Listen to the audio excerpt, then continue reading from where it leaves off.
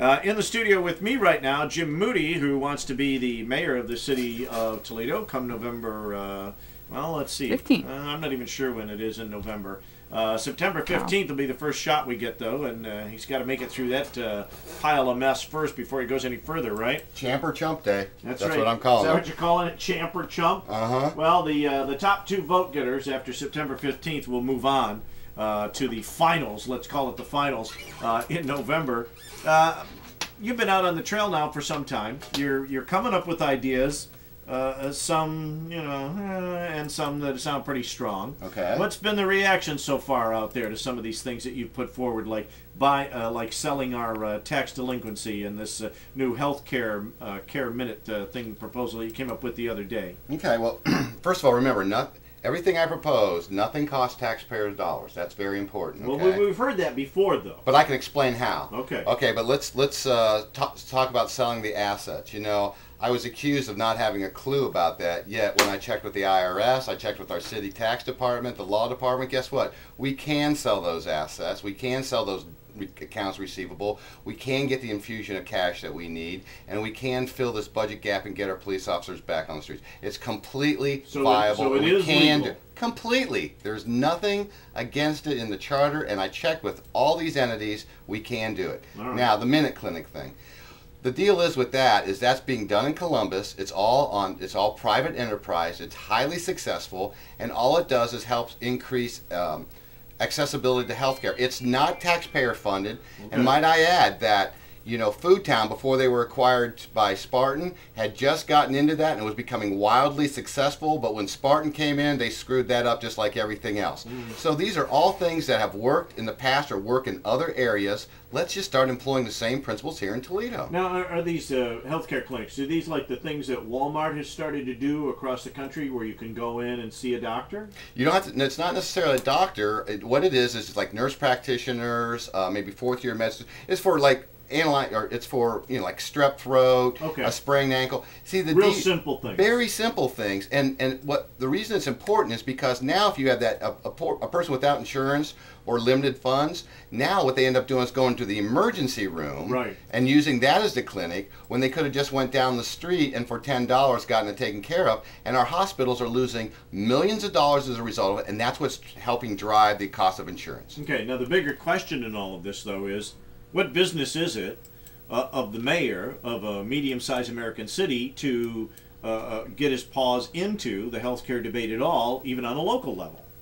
I don't think that we are getting our fingers into the mix so much as we're providing the incentive that by through tax abatements now, okay, or through tax incentives, so that, hey, we're open. We've created the right environment. We're not telling you how you're going to conduct your business, or even if you have to come into town. So the government, the city government, would have no control over any of this. That's correct. This is purely just, we have an opportunity. If you would like to open a business and do this, we're going to give you a tax abatement. We've created the right environment for businesses to succeed in Toledo, and that's what this whole thing has been about on practically every proposal I've given.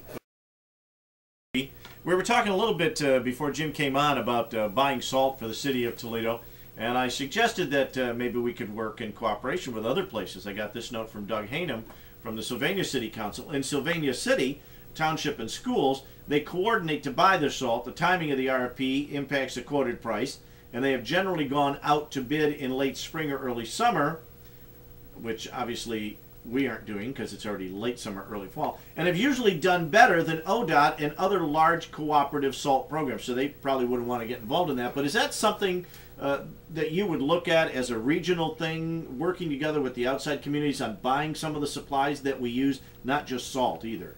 Absolutely, and it goes beyond that. You know, I was talking with Bill Kitson the other day too, and it even comes into grant writing and applying for grants. And here the city or other organizations are competing against each other. You know, at the very least, we need to help bring everyone together because we can be much more effective. There's so much savings that we can occur. So that's a perfect example. If they can get the best price, let's contract with them to buy our salt. You know, that's what you do in the business world. You try to figure out how to do more for less and get a better product. Now, you have business experience. Some of the other candidates for mayor don't. They've been in public service for a long time, and they tout that as an advantage. What's the advantage for you having business experience over them being public servants? Well, one of the first things is I understand how you have to go out and get market share. You know, I was listening earlier on the show, and they were talking about all the development agencies we have in town. But when I've interviewed those people, even before, I rarely hear about them trying to go out into other regions, out to other conventions, and actually try to bring business to Toledo. And that's what you got to do. You just can't stick out an open sign and hope and think business is going to come to you. You have to go grab it by the collar and bring it to town. So, are you suggesting that we go out and some people have characterized it as this before, and steal businesses from other areas and convince them that we've got a better market for them? Not in the suburbs. I'm not saying that we poach from our neighbors, but I got no problem taking it, getting businesses to come out of Michigan and come to Ohio. I got no problem with that at all. All right, so you'd be willing to do that. See, that's exactly what we want to do. And not only that, though, but we want to help, and this is the commitment I got from Dr. Jacobs. We want to help entrepreneurs and inventors like, the University of Ohio State and the University of Michigan does in spawning new growth out of new technologies and have that come to Toledo. And that's why we need to get more scientists and innovators and entrepreneurs here to Toledo as well. All right. Now, one of the questions that in this open letter to Ben Conop, it kind of fits what you would do if you come into office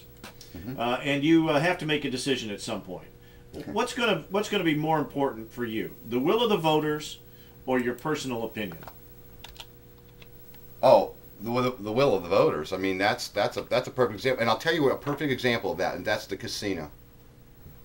Are you for or against casinos? I don't gamble either. I don't gamble, but this has been my attitude about this: is whatever the voters want, I will do the best to expedite that. Mm-hmm. And so even if, for instance, your religion tells you that gambling is a sin and you shouldn't gamble, if the voters say that we should have casinos, you would work as hard to get us a casino? Absolutely. No doubt about it, But the one thing, let's remember about this casino issue as well, too. It's not for Toledo to decide where the casino is going to be if we do get one. It's up to the owner and the person who's about to invest gazillions of dollars to determine where they want to be. But we will work lockstep with anybody who wants to develop a business here in Toledo. All right. What do you see as the future? Are you looking at manufacturing? Are we looking at service jobs, hospitalization, healthcare, things like that? Well, I think the boldest moves we need to take are in alternative energy, but not solar. Okay, let me get that out. Really? Solar is a mature industry right now. Up until the world banking crisis, our companies couldn't keep up with the orders. But we need to look at clean coal technologies, biomass.